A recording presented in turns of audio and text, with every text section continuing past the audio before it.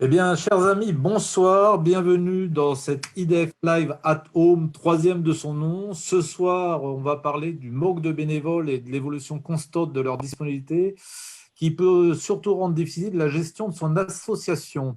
Alors, pourquoi ne pas intégrer un apprenti à son équipe d'encadrement?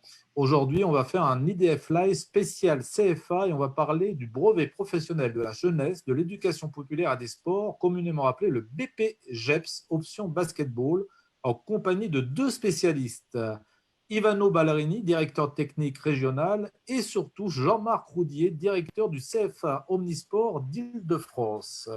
Bonsoir Jean-Marc, bonsoir Ivano. Bonsoir. Bonsoir. Bonsoir.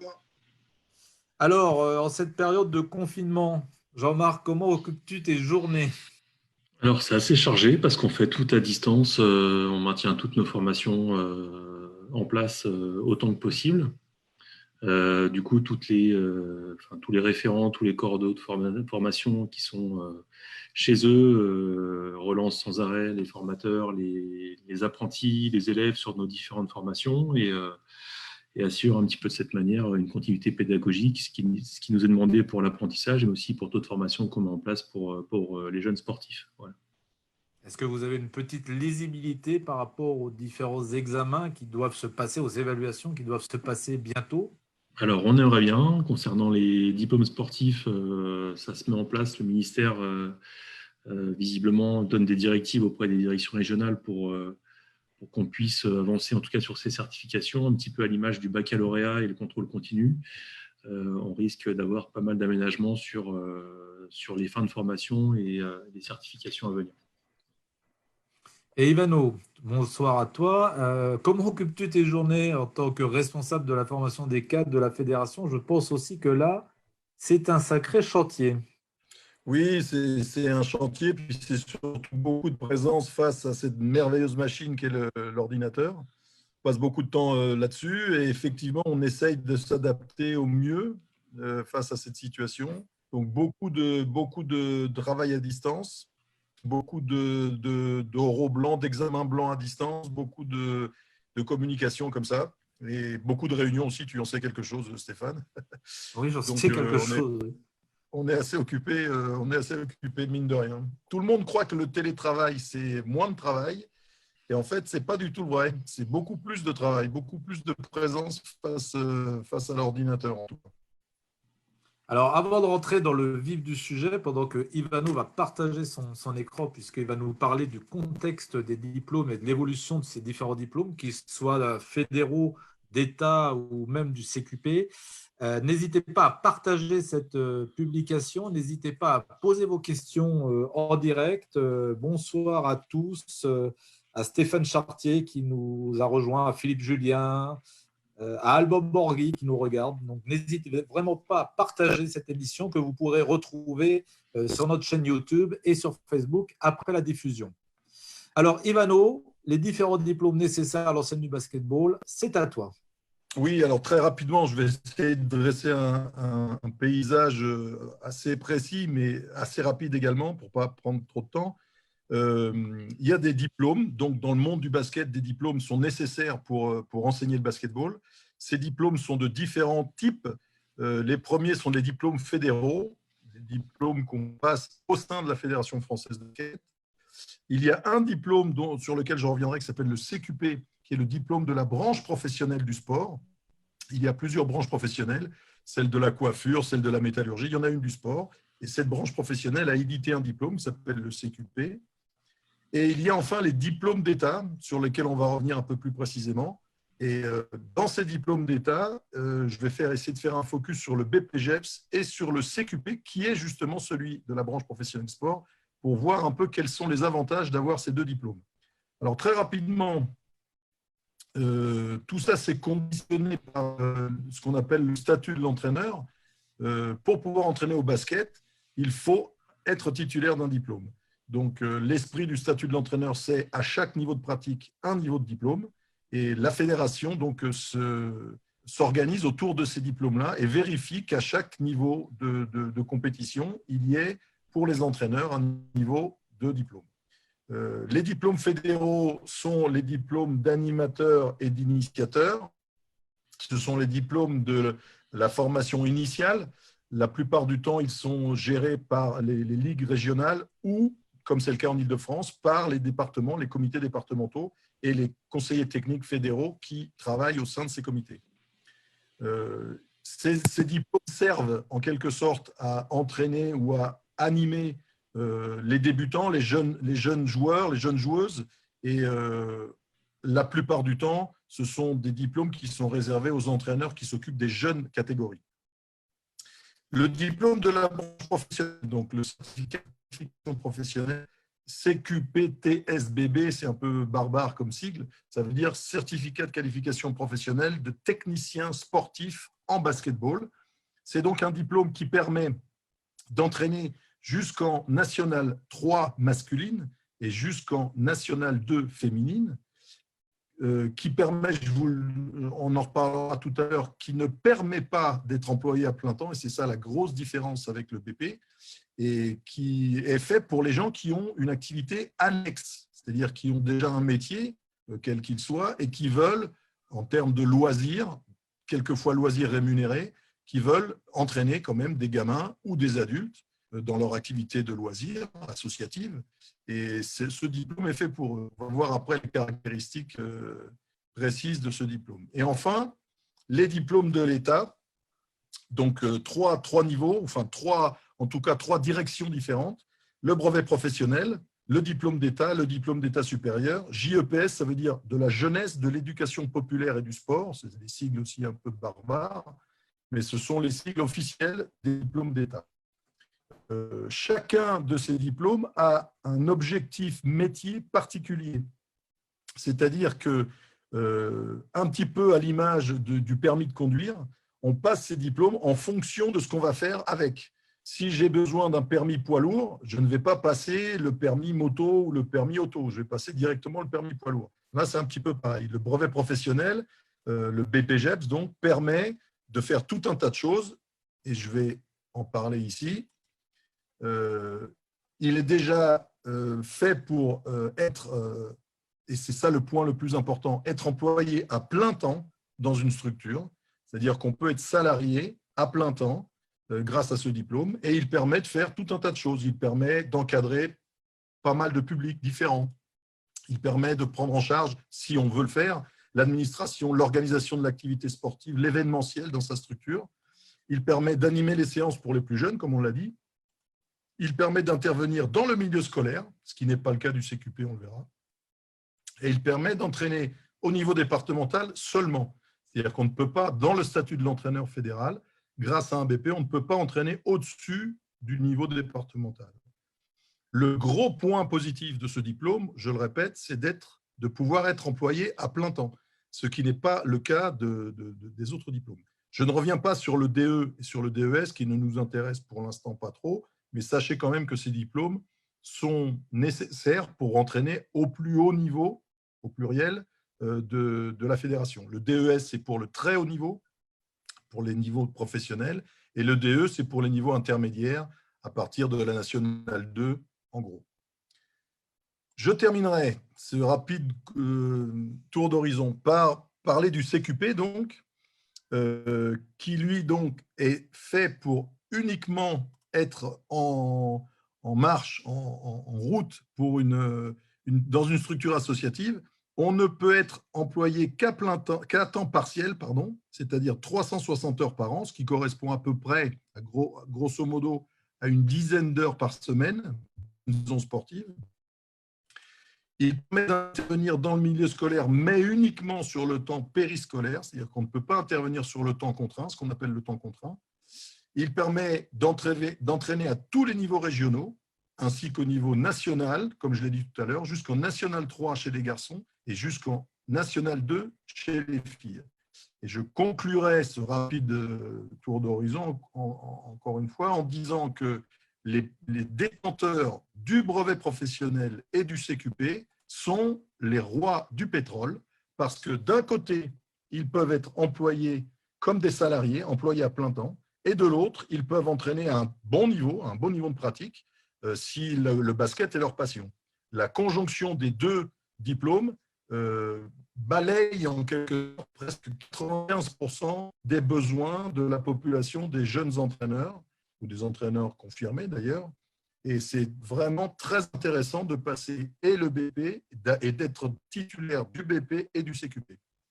Alors, Voilà, très rapidement. je pense qu'il faut vraiment insister là-dessus, Ivano, pour dire que quand on est détenteur d'un brevet professionnel et d'un CQP, on a beaucoup plus d'ouverture dans le monde professionnel que si on est détenteur uniquement d'un CQP ou d'un diplôme fédéral.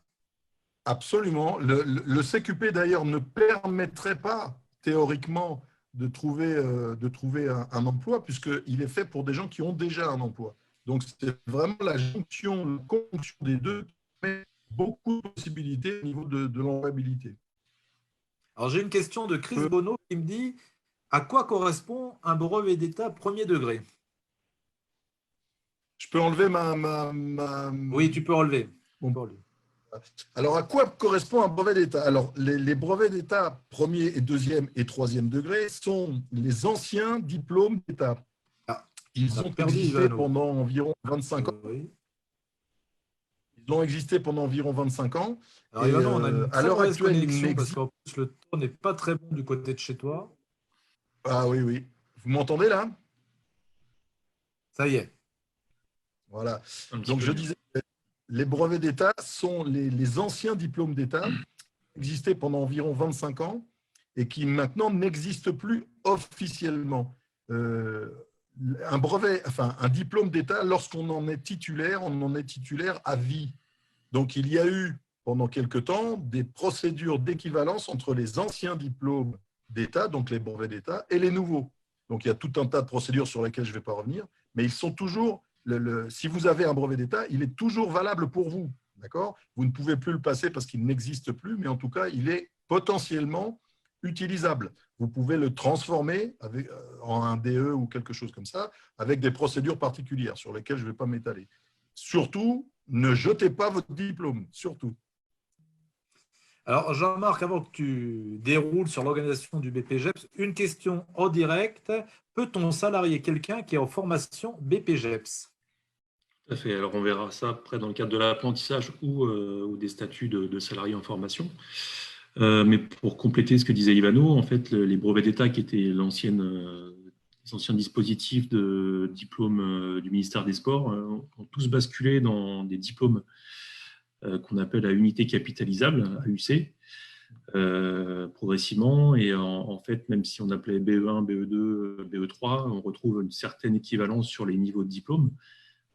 Mais par rapport à ces nouveaux dispositifs, en fait, on est plus sur l'évaluation des compétences selon les diplômes obtenus et un métier derrière, comme le précisait exactement Ivano, plutôt que des diplômes basés sur des connaissances, comme c'était le cas auparavant avec les brevets d'État. Alors, pour faire un petit peu l'histoire, il y a un peu plus de 20 ans, on a commencé à travailler avec les cadres de la Ligue, qui étaient Pierre Buteau, Ivano, pour mettre en place justement le premier dispositif de brevet d'État en contrat d'apprentissage. Ça nous a permis de travailler ensemble, de passer des bons moments et puis de développer un petit peu ce système avec les basketteurs, puisqu'il y a 25 ans, quand le CFA a été créé, c'était le tout premier dispositif de formation au métier du sport en apprentissage, à savoir que l'apprentissage est plutôt réservé au métier de l'artisanat, de bouche, etc. Et qu'on a mis en place, le CFA a été créé justement pour faire bénéficier le monde sportif de ces dispositifs qui permettent d'être en alternance, d'apprendre un métier et de passer un diplôme tout en étant sur le terrain, en pratiquant, en travaillant. Donc, pour répondre aussi à ta question, Stéphane, sur l'aspect salarié et passer une formation, c'est tout à fait le dispositif prévu pour l'apprentissage, puisque ça permet d'apprendre un métier, de passer un diplôme et d'être salarié dans le cadre d'une structure, d'une entreprise d'accueil, donc qui peut être notamment dans ce cas-là précis un club de basket, et permettre aux salariés de suivre sa formation et d'apprendre le métier d'animateur et d'entraîneur de basket tout en étant en formation. Voilà. On reviendra sur le contrat d'apprentissage et comment il fonctionne après. On a de questions qu'on déroulera après, si vous voulez bien, notamment est-ce que le BPGEPS permet une équivalence avec le CQP, les équivalences pour les profs aussi, est-ce qu'il y en a?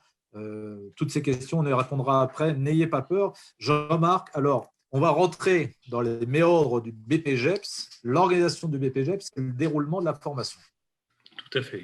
Alors, je vais lancer aussi ma partie diaporama présentation avec, dans la foulée d'Ivano, cette petite présentation. Je regarde bien si tout est en route. Voilà, pendant que Jean-Marc s'installe, n'hésitez pas à partager cette publication et à poser l'ensemble de vos questions. On y répondra dans la troisième partie après le déroulé de Jean-Marc. À toi, Jean-Marc. Alors, donc concernant ce diplôme BPGEPS, qui est un diplôme d'État, comme le précisait très bien Ivano auparavant. Merci Ivano pour tous ces renseignements.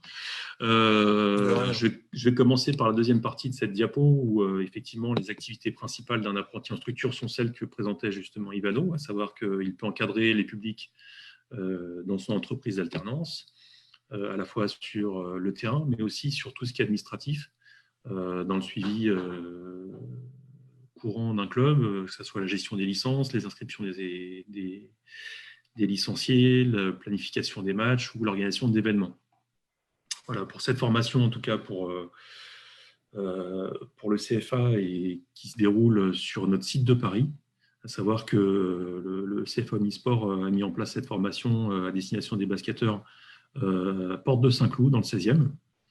Et qu'au niveau de l'accueil, en tout cas sur l'apprentissage, je vais vous présenter sur la diapo suivante, on est sur un dispositif donc qui permet aux jeunes en alternance d'avoir un contrat de travail, à savoir qu'un contrat d'apprentissage, c'est un contrat de travail qui a durée déterminée, puisqu'il est établi sur la durée de la formation, que le salarié, par ce contrat de travail, est un salarié à temps plein, donc à savoir qu'il est à disposition de son club en complément des heures de formation jusqu'à 35 heures semaine si on part sur un contrat classique, et que ce dispositif s'effectue en alternance. Donc, on considère qu'il y a entre 15 et 18 heures de formation par semaine sur un calendrier annuel, et que le reste du temps, le salarié, apprenti, est à la disposition de son club pour apprendre le métier, mais aussi être en place dans les activités d'animation qui sont liées au diplôme pour lequel il se destine.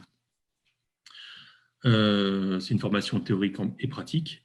L'avantage aussi pour le club, c'est donc indiqué en bas, c'est que étant salarié, tous les dispositifs qu'on connaît ou qu'on connaissait auparavant avec l'indemnisation des entraîneurs ou des animateurs qui passaient en même temps une formation, là en tout cas tout est déclaré. Il y a une couverture sociale, il y a des aides financières et la formation d'apprentissage. Si on a l'habitude de voir sur les BPGEPS qui peuvent se faire sur des établissements privés de formation, où on est sur des sommes entre 6 et 8 000 euros pour passer un diplôme. Concernant l'apprentissage, cette formation est entièrement gratuite.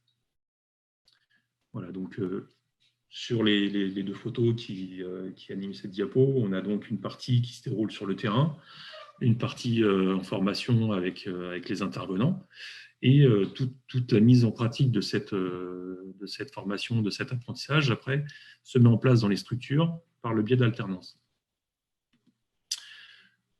Donc, concernant les aides, et je pense que ça va intéresser plutôt les employeurs par rapport à ce dispositif, c'est effectivement que la formation est gratuite et que l'apprentissage qui a subi une réforme ces 2 dernières années permet aux entreprises de toucher une aide unique qui, sur la première année de contrat, est de 4 125 euros et qui est versée par un opérateur de compétences, qui est l'AFDAS dans le monde du sport, et donc qui finance, enfin en tout cas qui fournit cette aide aux employeurs directement. Alors sur une formation BPGEPS, on est sur un contrat d'1 an, puisque la formation se déroule sur une saison sportive ou une année scolaire, et ça permet à l'employeur de toucher ces 4 125 euros à partir du moment où il répond aux critères qui sont énoncés juste au-dessus de ces flèches, à savoir moins de 250 salariés pour un diplôme de niveau 4, qui est celui du BPGEPS. Cette aide est versée mensuellement au prorata de la durée du contrat. Et en plus de cette formation gratuite et de cette prime financière, l'autre avantage aussi non négligeable, c'est que le salaire versé à l'apprenti est un pourcentage du SMIC en fonction de l'âge, donc à minima, c'est la règle. Et on a sur ces salaires une exonération de charges. Voilà, donc on peut considérer que le salaire de l'apprenti, la rémunération brute, est égale à la rémunération nette. Autre Alors, avantage Jean-Marc, pour… Oui. jusqu'à quel âge on peut être apprenti? Alors, on peut être apprenti jusqu'à 30 ans.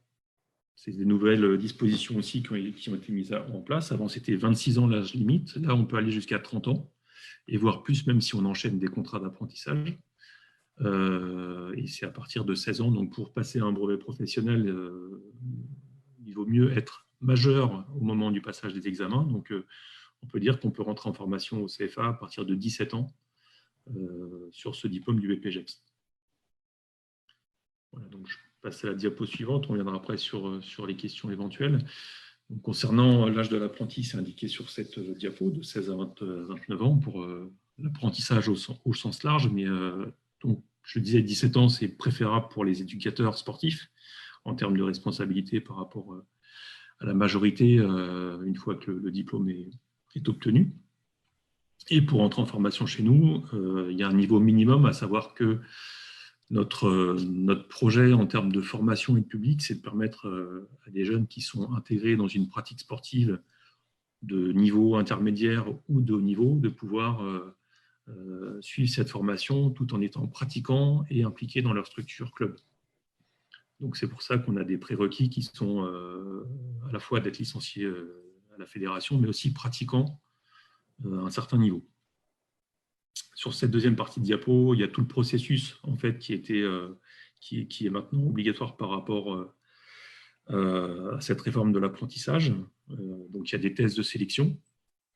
Une fois que tout est matché entre l'apprenti ou le futur apprenti, son employeur qui est le club et le CFA, le contrat est établi sur un document type qui s'appelle un CERFA, qui est le contrat d'apprentissage.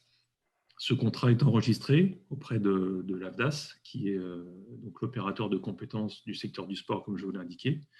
Et à partir de ce moment-là, la signature du contrat, le jeune est embauché et peut suivre sa formation. Alors, il faut rappeler, Jean-Marc, que le Oui. BPGEPS, c'est un diplôme de niveau 4. C'est un diplôme de niveau 4, équivalent bac, et qui donne les prérogatives, en tout cas au niveau du travail, de pouvoir travailler à temps plein, comme indiquait Ivano, et qui permet également d'être pleinement investi dans son club, avec, comme c'est un diplôme d'État, la possibilité de travailler sur des employeurs également type mairie ou collectivité pour l'animation du basketball. Alors, une petite question tout de suite, Jean-Marc, par rapport Oui. à l'âge. Au-delà de 30 ans, il est possible de passer la formation BPGEPS? Alors tout à fait, c'est possible. Alors comme j'indiquais tout à l'heure qu'il y avait d'autres organismes privés qui mettaient en place ces formations BPGEPS, quel que soit le sport. On peut accueillir également sur nos formations, au même titre que les apprentis, les stagiaires de la formation professionnelle qui peuvent utiliser leur CPF ou bien se faire financer la formation par les opérateurs de compétences en étant salariés de leur club ou d'une autre structure d'ailleurs pour avoir des fonds de formation et financer par eux-mêmes le coût de formation. À savoir que la gratuité de la formation est réservée uniquement au cadre de l'apprentissage et que pour les autres statuts, la formation est payante. Une question tout de suite aussi. Avec un BPGEPS, quand on est en formation BPGEPS, est-ce qu'on peut intervenir? Est-ce que je suis apprenti dans mon club? Est-ce que je peux intervenir dans le temps scolaire et dans le temps périscolaire quand je suis en formation? Tout à fait. Il faut les agréments d'éducation nationale quand on est sur les publics scolaires. Mais le fait d'être en alternance et d'avoir un contrat d'apprentissage prédispose le stagiaire à pouvoir intervenir avec les mêmes responsabilités que quelqu'un qui a déjà le diplôme. D'accord.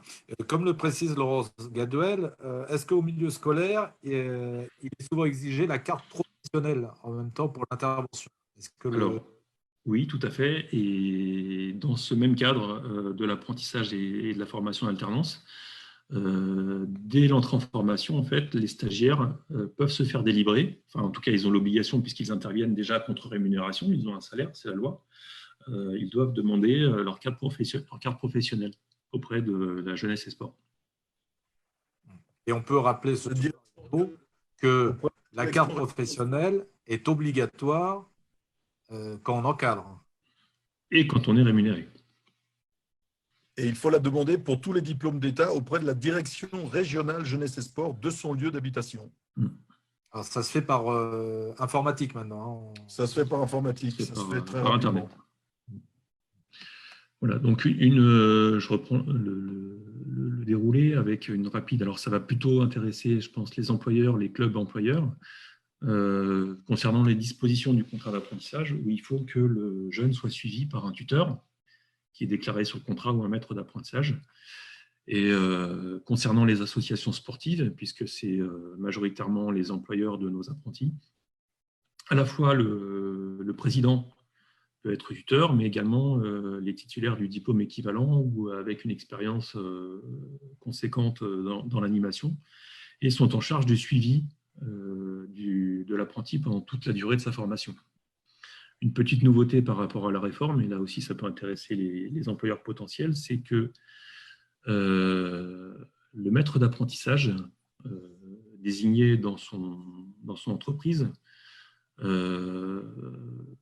peut prétendre, en tout cas pour l'employeur, à une aide financière si le maître d'apprentissage est en formation pour se faire certifier. Et là encore, il y a un avantage financier qui est de 230 € par mois sur 6 mois concernant la certification du maître d'apprentissage. Donc voilà pour la partie apprentissage. Je pense qu'on reviendra après sur les questions à venir. On a pas mal de questions, mais j'attends que tu termines ton déroulé. Donc rapidement, il y a d'autres formations qui peuvent permettre à la fois pour les jeunes qui sont en formation du BPJEPS Basket, ils peuvent poursuivre et donc enchaîner par plusieurs contrats d'apprentissage et bénéficier encore de toutes ces aides.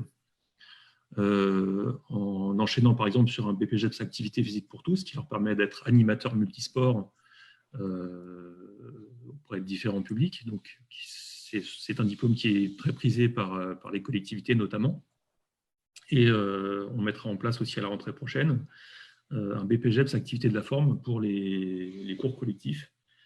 Après, en complément, il y a d'autres diplômes que l'on met en place au CFA. On peut également faire pour les sportifs de niveau national une licence TAPS en contrat d'apprentissage, donc avec le dispositif de l'alternance et du contrat de travail pour des universitaires. Et enfin, on mettra également en place sur cette saison 2020-2021 des compléments de formation, je dirais, pour les métiers du sport, à savoir un certificat en préparation physique pour être préparateur physique ou coach sportif, soit dans sa discipline ou de manière généralisée, des formations d'analyse vidéo et bien sûr cette formation de tuteur dont je parlais auparavant. Voilà, donc j'en ai terminé pour la présentation que je vais retirer de l'écran. On est suivi ce soir par d'anciens stagiaires du CFA, Jean-Christophe Dieudonné qui nous dit « J'ai passé la quasi-totalité de mes diplômes au CFA, c'est tout simplement magnifique quand on est sportif et motivé. » Voilà. Alors, on a aussi d'autres personnes qui nous regardent, je ne les citerai pas tous, mais Thierry Poulain qui nous suit, Patrick Hervy qui nous suit, des spécialistes de la formation qu'on connaît bien au CFA. Alors, et que l'on salue. Et que l'on salue. Et les Royois. À brûle pour point. Alors, toujours cette question des 30 ans. Est-ce qu'un stagiaire de plus de 30 ans peut-il être salarié pendant sa formation?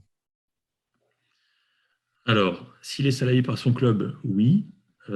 S'il est salarié par une autre structure et qu'il a l'obligation de travailler à temps plein dans son métier d'origine pour l'empêchant de suivre la totalité de la formation, ça semble plus compliqué. Donc, avec ces nouveaux diplômes, que ce soit le BPJEPS, DE, DEJEPS, il y a quand même des impératifs d'alternance pour pouvoir passer les certifications qui sont liées au diplôme. Donc, il faut quand même une sacrée disponibilité pour pouvoir suivre la formation et être aussi en alternance puisqu'on est en activité sur le diplôme que l'on prépare.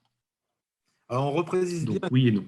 pardon, on reprécise bien, Ivano, que le BPGEPS, et Jean-Marc, n'apporte pas le CQP, hein. Ce sont deux choses différentes. Le BPGEPS apporte, on va dire, l'équivalence, entre guillemets, du P1, qui permettra de s'inscrire au CQP quand on aura eu le BPGEPS, mais n'apporte pas le P1 en lui-même, mais apporte l'équivalence du P1, mais n'apporte pas l'équivalence du CQP. Hein, pour répondre à une question de Liam Honoré, vu en formation permet d'avoir les prérogatives du diplôme, est-ce que cela veut dire que nous avons les prérogatives du CQP complet?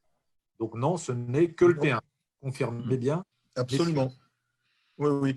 On ne peut pas. Ce sont deux diplômes qui sont issus de deux institutions différentes. Donc il y a des passerelles, on va dire, mais il n'y a pas d'équivalence brute entre l'un et l'autre. Alors, on est même suivi par des arbitres, Sami Messad, Martine Kouveluri, Jamel Soudani. Alors, vous voyez que le BP fait parler l'ensemble des corps de métier. Une autre question, le BPGEPS permet l'allègement du P1 et permet de rentrer au niveau formation P2, c'est ce qu'on vient de dire. Si on rentre en formation avec un Master STAPS spécialité basket, cela permet-il d'avoir des équivalences? Alors, à ma connaissance, je ne pense pas qu'au niveau des textes jeunesse et sport du diplôme, l'arrêté de création, il y ait des équivalences ou des dispenses concernant ce titre-là. Alors, au niveau du CQP, il y a des allègements. Quand on a une maîtrise de STAPS ou une licence STAPS, il y a des allègements, ce qui veut dire au lieu de rentrer en P1, on peut rentrer en P2 directement.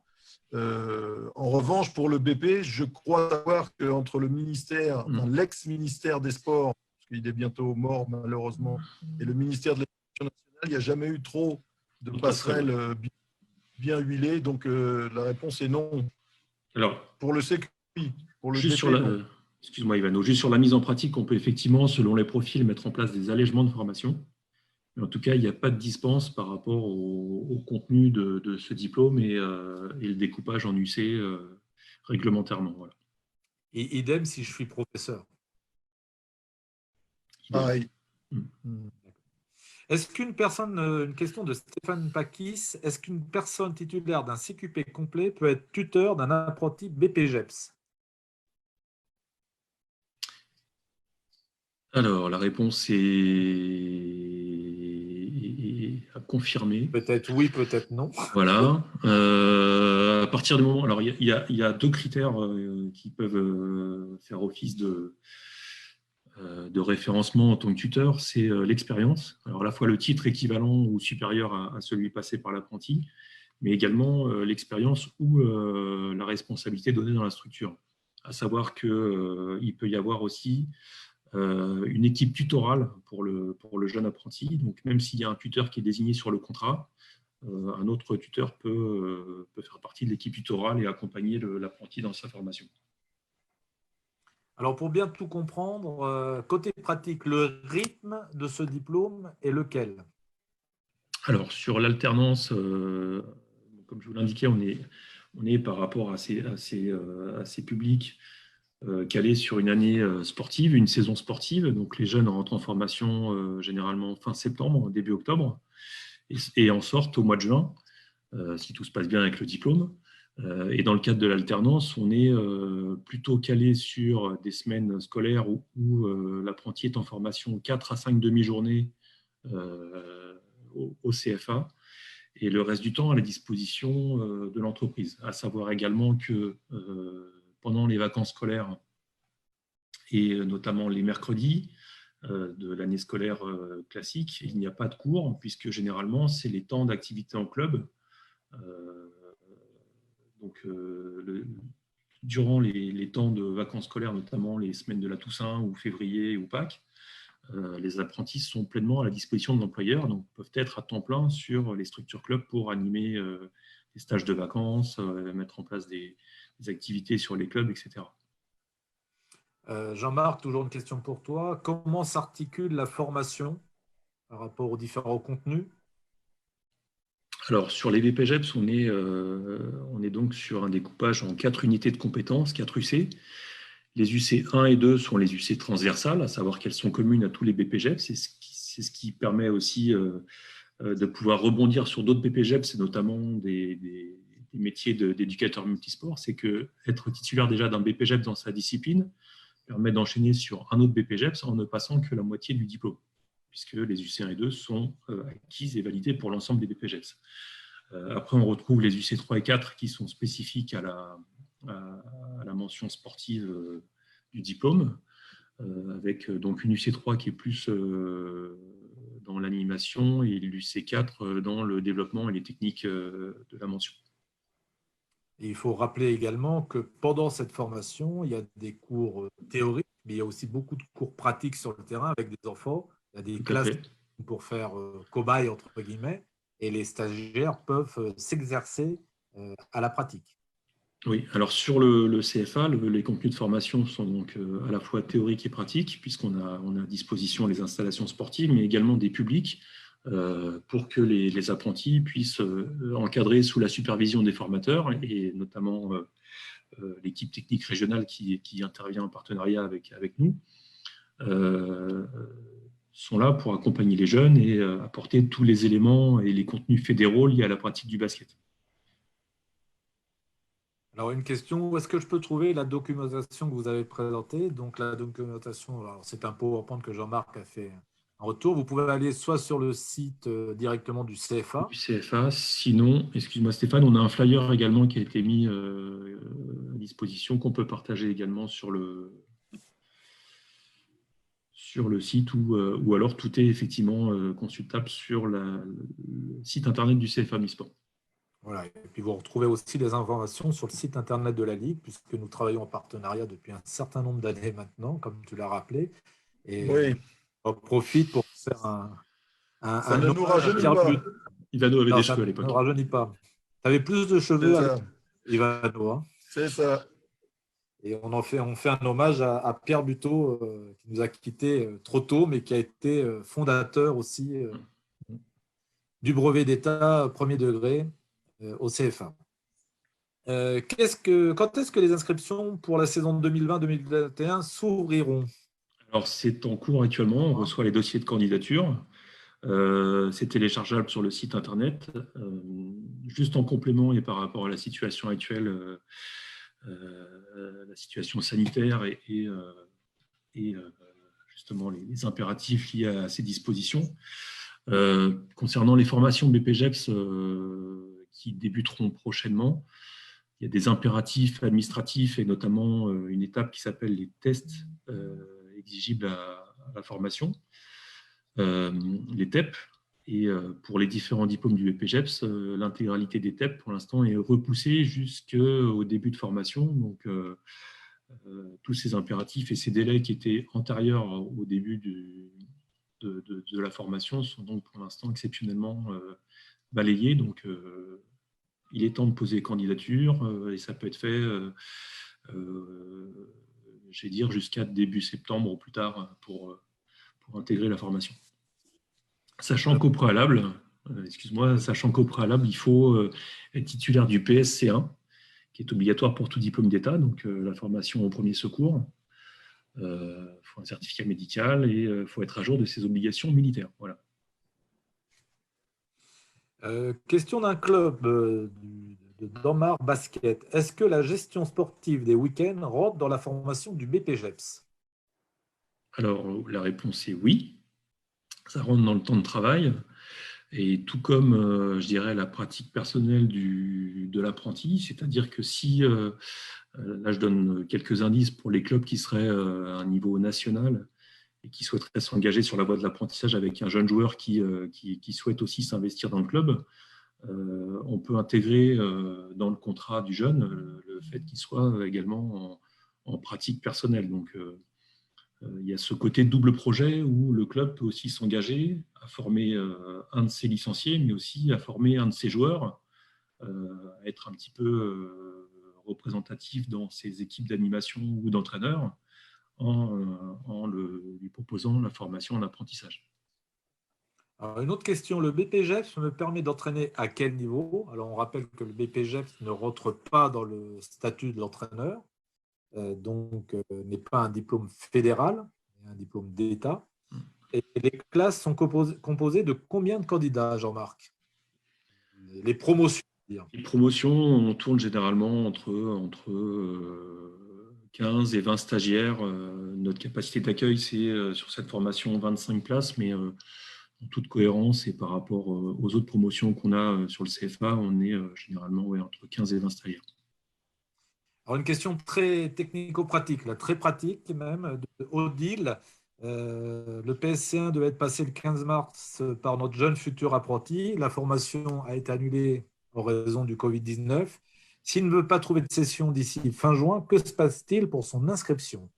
Alors là encore, le ministère a réagi en proposant des dispositions exceptionnelles permettant justement, puisque ce sont des documents impératifs à l'entrée en formation, là le jeune pourra intégrer la formation et proposer son attestation du PSC1 avant une étape qui s'appelle les exigences préalables à la mise en situation professionnelle, qui se déroule en cours de formation et qui permet en fait aux jeunes apprentis d'avoir l'autorisation, en tout cas la capacité à encadrer des publics.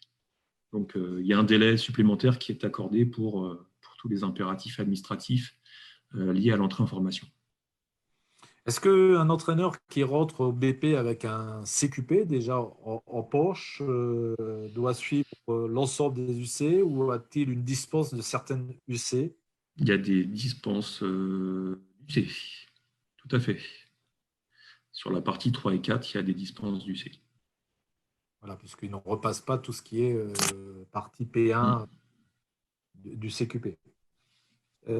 Ivano, on rappelle que l'importance du BP, parce qu'on a l'impression que c'est un diplôme qu'on met de côté, mais que c'est vraiment une clé d'accès en parallèle avec le CQP pour trouver du travail. C'est la première clé pour être employé, encore une fois, à plein temps. Et il y a énormément de jeunes joueurs, et d'ailleurs, je pense qu'en Île-de-France, il devrait y en avoir beaucoup plus, de jeunes joueurs qui, pendant leur carrière de joueur, peuvent, encore une fois, intégrer cette formation. Il y a plein d'exemples de joueurs qui, pendant leur carrière, ont fait ça et à la fin de leur carrière, ont eu une voie royale vers l'entraînement parce qu'ils ont déjà pris des équipes de gamins, ils s'en sont occupés pendant qu'ils jouaient, bon, ils sont débrouillés avec leur club. Et c'est quelque chose de très intéressant pour la fin de carrière, pour préparer la fin de carrière. Ce qui, la plupart du temps, est difficile chez les joueurs parce qu'ils n'y pensent pas du tout. Les joueuses, les membres du sexe féminin sont un peu plus sensibles à leur après-carrière. Les garçons, moins. Et je pense que c'est vraiment cette formule en Île-de-France avec le CFA Omnisport est une formule vraiment très intéressante. Il y a beaucoup de footballeurs, Jean-Marc pourra en parler, qui font cette formation parce que là aussi, une carrière sportive, ça peut s'arrêter du jour au lendemain. Hein. Vous pétez un genou ou quelque chose et puis votre carrière est terminée. Là, c'est une occasion en or pour, encore une fois, avoir une fin de carrière et une après-carrière facile. Oui, parce qu'il faut rappeler que les intervenants sur le BP du CFA Île-de-France sont un mix entre des intervenants du CFA et des intervenants de la Ligue. Et c'est pour ça que c'est quelque chose qui fonctionne bien. Alors, non seulement ce sont des intervenants du CFA, mais c'est beaucoup d'encadrants ou de formateurs qui sont issus du milieu du sport. Au CFA, on a donc des formations qui concernent principalement les sports collectifs, à savoir le football, le basket, le handball, le rugby, le volley et également le judo. Donc, il y a cette mixité sportive sur le site, mais depuis 25 ans qu'on fait de l'apprentissage dans le sport, on se retrouve également maintenant avec des anciens stagiaires, des anciens apprentis qui sont formateurs chez nous, parce qu'ils ont passé un brevet d'État, un BESAPT, ils ont fait un parcours universitaire ou des spécialisations qui leur permettent d'avoir une compétence particulière et qui les amène à revenir au CFA pour aussi dispenser leur expérience, leur savoir par rapport au métier du sport. On salue Nicolas Psalon qui nous regarde. Une question de Liam. Pouvez-vous revenir sur ce que doit faire l'employeur ou le club pour financer la formation? Alors, pour financer la formation, d'une part, la formation en apprentissage est gratuite, mais la seule obligation pour l'employeur, c'est effectivement de verser un salaire aux jeunes, qui est un pourcentage du SMIC en fonction de son âge et de l'année de contrat. Alors, généralement, on est sur une première année de contrat, donc on est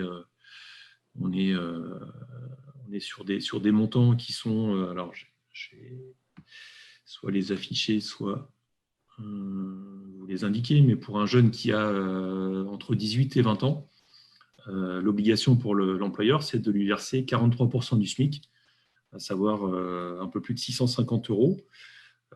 Donc, c'est un montant qu'il faut globaliser sur l'année ou la durée du contrat et auquel on retire éventuellement l'aide qui vous est accordée en tant qu'employeur, donc un peu plus de 4 000 euros.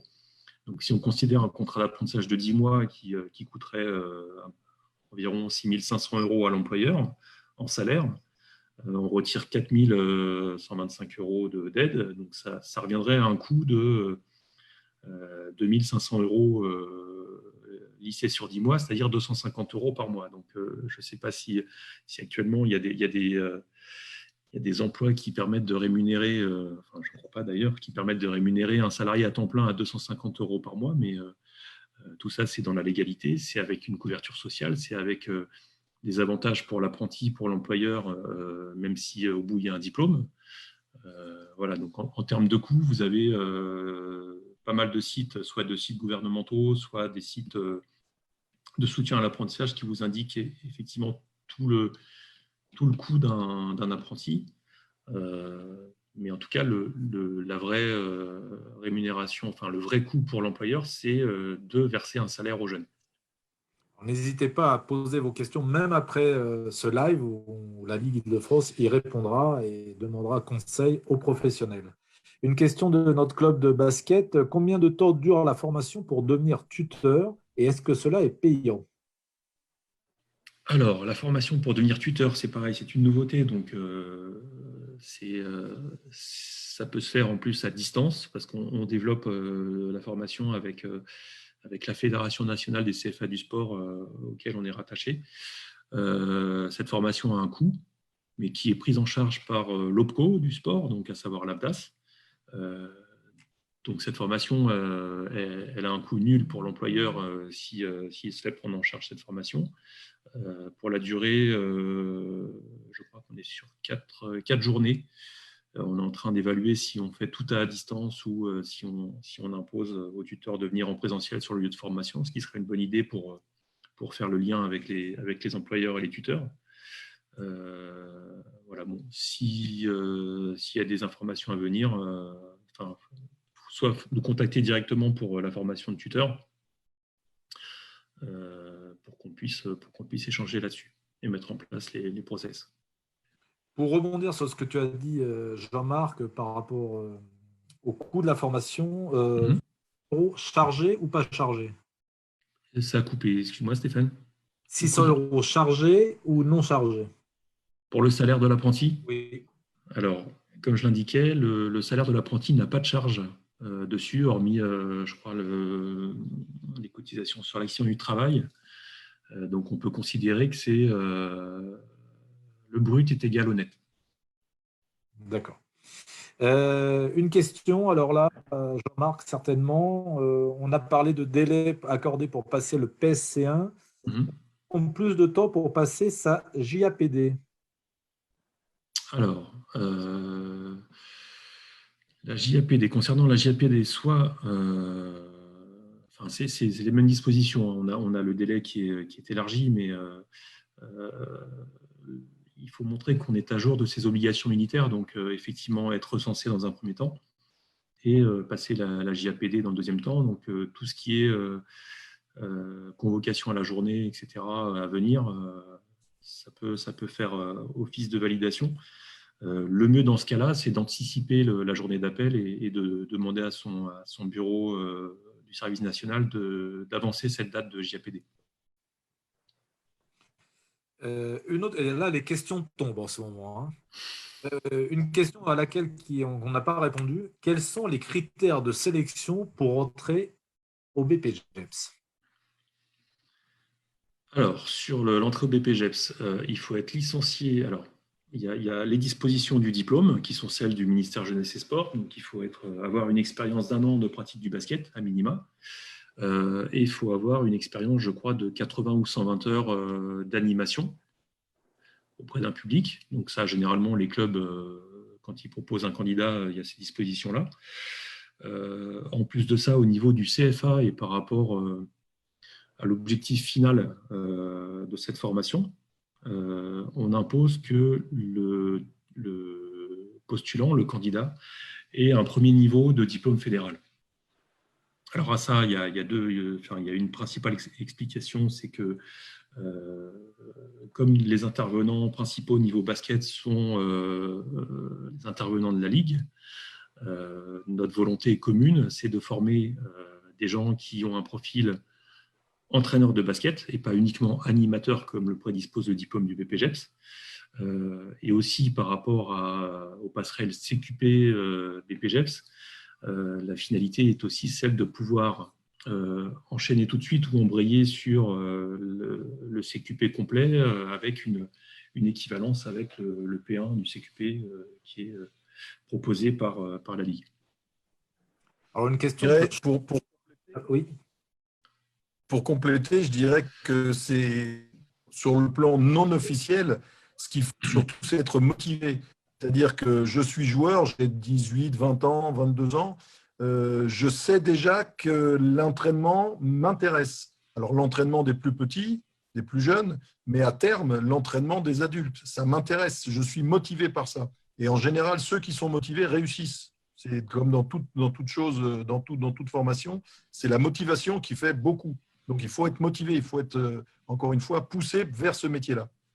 Alors, une question de Yann Neveu dans le même profil, dans le même type. Quel profil type à l'entrée, outre les exigences? Autrement dit, qu'est-ce qui fera la différence entre deux candidatures à l'entrée du BP? La motivation, certes. Est-ce qu'il y a d'autres critères? Je dirais qu'on privilégie les profils sportifs, si possible compétiteurs. Niveau national, c'est préférable. Au niveau régional, c'est apprécié également. Voilà, donc il y a cette double, voilà, il y a ce feeling un petit peu basket qui doit être présent en termes de recrutement. Et voilà, c'est comme on en parlait, animer, encadrer, s'occuper de public, c'est aussi, enfin, il faut avoir la fibre. Donc on peut avoir une première expérience, et c'est pour ça qu'on insiste là-dessus, c'est que le profil des gens qui postulent chez nous ont déjà une première expérience de contact avec les publics. Voilà, c'est s'engager dans un métier, à la fois ces diplômes professionnels que sont le BP, le DE, le DES, ce sont des diplômes d'emploi à temps plein. Donc la finalité derrière, c'est effectivement de s'engager dans quelque chose qu'on aime faire, qu'on aime pratiquer, qu'on aime encadrer. L'amour du basket, c'est un petit peu, enfin, je ne vais pas parler à la place des techniciens de la fédération, mais c'est un peu pour ça qu'on rentre dans cette formation. Et c'est un peu, je vais faire un mauvais parallèle, mais c'est un petit peu comme pour l'obtention du bac. C'est aussi un passeport pour le métier pour les métiers du basket. Je parle au sens large parce qu'on a eu en formation non seulement des joueurs qui ont fait des carrières professionnelles ensuite, on a eu des joueurs qui étaient aussi en reconversion, on a eu des arbitres, on a eu aussi des joueurs de niveau moyen, mais qui ont aussi brillé par un parcours dans l'encadrement qui était soit basket, soit plus varié par la suite. Donc voilà, il y a cet amour du sport et puis de la pratique et de l'encadrement qui doit forcément être présent. J'ajouterais, oui, pour compléter, j'ajouterais que aussi bien le BP que le CQP, d'ailleurs, que le DE, que le DES, ce sont des écoles de régularité du travail. C'est-à-dire il faut être capable de s'organiser personnellement entre sa vie sportive, sa vie personnelle, le BP, et de savoir organiser une semaine ou un mois ou une année de façon à pouvoir travailler non pas de façon hystérique et puis tout concentré sur une ou 2 semaines, mais vraiment étalé sur toute une durée. Et ça, c'est des écoles vraiment d'organisation. Cette formule du BP, elle est très intéressante pour ça. Et si on n'est pas capable de faire ça, il faut vraiment l'apprendre, parce que c'est très important pour réussir, encore une fois. Alors, encore deux, trois questions avant de conclure. Une question de Chanchant Bip Bip, une personne qui est pressée. Peut-on passer en VAE et si oui, sous quelles conditions? Pour les diplômes d'État, tous les diplômes d'État peuvent se passer en VAE. Je pense qu'Ivano pourra compléter, mais il y a des dispositifs qui sont mis en place. En tout cas, la VAE, c'est une procédure très particulière mise en place par le ministère des Sports en ce qui concerne les diplômes d'État. La première étape, c'est effectivement de prendre contact avec la direction régionale jeunesse et sport pour candidater ou être éligible à la VAE, parce que c'est une procédure très particulière qui prend effectivement de mémoire quelques mois et à la fin pour un passage en jury, en tout cas soit sur dossier, soit en présentiel, pour l'attribution du diplôme souhaité. Alors, j'ajouterais encore une chose, c'est que la VAE, comme son nom l'indique, c'est la validation des acquis de l'expérience. Et que dans validation des acquis de l'expérience, il y a le mot expérience. Donc, il vaut mieux avoir un petit peu baroudé quand même sur les terrains avant de se lancer dans une VAE. Quand on est un jeune entraîneur qui arrive, c'est difficile de passer une VAE. Il vaut mieux avoir un petit peu d'expérience derrière soi quand même. Une question de Katia, est-ce qu'on peut passer le BPGEPS hors alternance? Alors, effectivement, on peut passer le BPGEPS hors alternance en parlant du circuit classique de l'apprentissage, mais si ce n'est pas de l'apprentissage, il faut quand même des temps de pratique. Donc, être de toute façon en situation d'animation et d'entraînement auprès d'un public pour pouvoir valider le diplôme et passer les certifications qui sont celles du BPGEPS. Alors, une question de Timothée, est-ce que ce délai accordé pour le PSC1 s'applique-t-il également pour le diplôme fédéral animateur? Alors, oui, on en parlait ce matin justement. Vu la situation, il va y avoir de toute façon des changements de rythme dans tout un tas de choses. Et évidemment, la formation n'échappe pas à cette règle. On ne sait pas ce qui va se passer au mois de juin, on ne sait pas ce qui va se passer au mois de septembre, octobre. Donc, de toute façon, on va naviguer à vue et bien entendu, les formations vont être décalées dans le temps, c'est certain. Donc, tous les comités départementaux en Île-de-France, en tout cas, s'organisent de façon à pouvoir offrir des formations dans des temps différents. On imagine plusieurs possibilités, plusieurs scénarios, et en fonction de l'évolution du virus et de plus ou moins optimiste ou pessimiste, on s'adaptera. Mais oui, la réponse est oui. Alors, on salue aussi la présence de Philippe Saint, qui a été jusqu'à sa retraite un acteur et un fervent défenseur du BPGEPS. Alors, on le salue, Philippe. J'espère que ta retraite se passe bien malgré le confinement. Une question de Radomir. Comment puis-je terminer l'une des formations d'entraîneur de basket? J'ai 40 ans et j'aimerais avoir un diplôme ou certificat. Ça dépend du niveau souhaité. Ivano, je te laisse répondre. Ça dépend du niveau qu'il veut avoir. Alors, si Radomir est étranger, il y a des procédures d'équivalence de diplôme étranger. Toujours pareil, la procédure, c'est de se rapprocher de la DRJS, Direction régionale jeunesse et sport. Maintenant, tout se fait par Internet. Donc, il y a une plateforme qui s'appelle Arcady, sur laquelle on remplit tout un dossier et qui peut ou pas donner des équivalences de diplômes étrangers. Si Radomir est français, ça dépend du niveau dans lequel il évolue. Et le mieux, c'est de se rapprocher de son conseiller technique de la région dans laquelle il habite pour demander un petit peu des renseignements. Alors, je vous disais que tout à l'heure, toutes les familles étaient représentées, les dirigeants, les joueurs, les anciens pensionnaires du BP et les arbitres. Et est-ce qu'un arbitre officiel a des allègements sur la formation?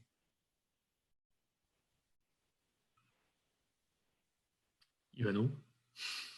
Bah, non, je ne vois pas pourquoi il en aurait. Non, il n'a pas d'allègement. Il n'a pas d'allègement. Enfin, il a des allègements. Évidemment, il connaîtra mieux sans doute le règlement que les autres, on espère en tout cas, mais pas d'allègement a priori. Enfin, confirme-moi, Jean-Marc, mais… Il n'y a pas d'allègement réglementaire, mais par contre, c'est vrai que sur les contenus liés à l'arbitrage, etc., s'il y a une intervention ou des cours Voilà. très, très ciblés sur l'arbitrage, on fera même plutôt appel À lui. à l'expert pour justement être sur un système d'aller-retour avec les autres stagiaires. On profite de ta présence, Ivano. Une question d'Olivier Ruiz. Est-ce que le diplôme BE2 reste valable pour entraîner au niveau national? Alors, oui, le diplôme BE2 complet, je dis bien, parce qu'au cours des dernières années, il y a eu des gens qui ont passé juste la partie spécifique du BE2. Mais pour ceux qui sont titulaires du diplôme BE2 complet, il n'y a même pas de procédure d'équivalence à faire. Le BE2 est d'office considéré comme le DES JEPS. Donc, il ne faut surtout pas perdre le diplôme, encore une fois.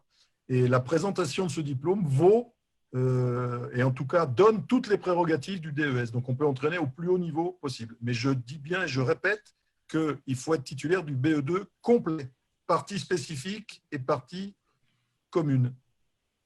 Alors, une question de Thomas Bernard pour toi, Jean-Marc, à laquelle on a déjà répondu tout à l'heure. Concernant le PSC1, doit-il être validé avant le début des cours en septembre ou bien, vu des conditions sanitaires, peut-il être validé seulement en fin 2020? Pas fin 2020, mais début septembre, au courant septembre, oui. Voire même tout début octobre. Concernant les formations PSC1, alors généralement, il y a des candidats ou des gens qui nous contactent pour dire j'ai pas forcément d'inscription tout de suite, etc. Mais il faut savoir que ces formations se font très régulièrement et auprès de différents organismes tels que les pompiers, la protection civile, la Croix-Rouge. Certaines mairies même organisent des sessions aussi de PSC1. Donc, il y a une multitude de possibilités de s'inscrire rapidement pour passer ces formations. Pas actuellement, mais dès que tout sera remis en place, il n'y aura pas de difficulté particulière, je pense. Je vous ai dit que cette émission intéressait les arbitres. Nous avons Amel Dara, arbitre de haut niveau, qui nous suit également du sud de la France. Bonsoir à toi, Amel. Une question très concrète. Je suis présidente de club et j'ai un entraîneur de 40 ans qui aimerait passer un PGEPS. Il passe actuellement le CQP. Vers quoi puis-je l'orienter? Alors, c'est pour toi, Jean-Marc. Vers le CFA, pourquoi pas. Après, concernant les dispositions, il y a effectivement le CPF, le compte personnel de formation, mais également, si sa situation le permet, en étant salarié, il peut bénéficier de financement via les OPCO. Après, tout dépend du statut en fait, de la personne qui souhaite faire la formation et des financements possibles. Donc, je dirais qu'il n'y a pas d'âge particulier pour s'engager sur un BPGEPS, même si, je dirais, par rapport à nos publics, entre guillemets, sportifs ou plutôt jeunes, on a une tranche d'âge qui est entre 20 et la quarantaine, mais on a eu aussi des stagiaires un peu plus âgés ou des gens en pleine reconversion. Est-ce que pour passer le BPGEPS, il faut poser des congés? Alors, c'est une formation qui dure très longtemps, donc c'est beaucoup de congés. Il y a beaucoup de congés. Ou alors, il y a des possibilités en CIF également de pouvoir être financé sur des congés individuels de formation. Certains sont aussi demandeurs d'emploi avec des financements individuels. Mais concernant des congés, bon, il faut tout de même, je le rappelle, avoir cette Ça correspond environ à 500 heures de formation en centre. Ça correspond à au moins autant d'heures en situation d'alternance. Il faut consacrer du temps à cette formation quand même. Bon, voilà. On va en rester là pour ce soir. Ça fait déjà 1 heure qu'on est sur le sujet. Moi, j'aimerais féliciter nos intervenants de la Ligue. Déjà, Jean-Philippe Gay, qui est notre responsable, qui a pris la place de Philippe Saint, qu'on salue encore, et de Olivier Gombert, hein, qui interviennent sur le BPGEPS. On parlait tout à l'heure de débouchés. Il faut savoir, par exemple, que le 77, le CD77, recherche actuellement un BP pour être agent de développement, et vous pourrez suivre toutes ces informations avec le lien qui va être mis sur Facebook. Alors, une dernière question qu'on prend. Formation 35 heures par semaine. Combien au CFA? On est entre 15 et 18 heures semaine. Généralement, on est sur 5 blocs de 3 heures sur la semaine. Après, en fonction des besoins ou des aménagements ponctuels, on peut faire varier l'emploi du temps, mais généralement, on est sur ces modèles-là de 5 demi-journées. Donc, ça fait 2 journées et demie complètes au centre de formation. Et on a même des stagiaires actuellement qui nous suivent, des youtubeurs, Emmanuel Fernandez, qui remercie ses formateurs. Eh bien, merci à tous les deux, Jean-Marc et Ivano. Merci à qui est vous. clair à ce sujet. Ce sujet sera de nouveau disponible dès demain matin sur notre chaîne YouTube et également sur Facebook. Vous pouvez continuer à poser des questions. On continuera à vous répondre. N'hésitez pas. Merci à tous les anciens qui nous ont suivis. Merci à Philippe Saint d'avoir fait part de sa présence, alors qu'il nous a dit qu'il y avait des allègements par rapport aux arbitres, hein, qui sont prévus.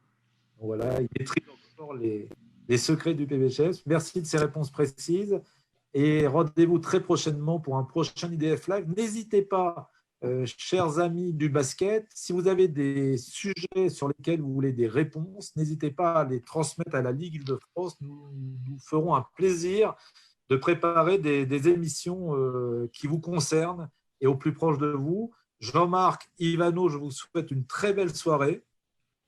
Merci Bonne soirée à encore. toi.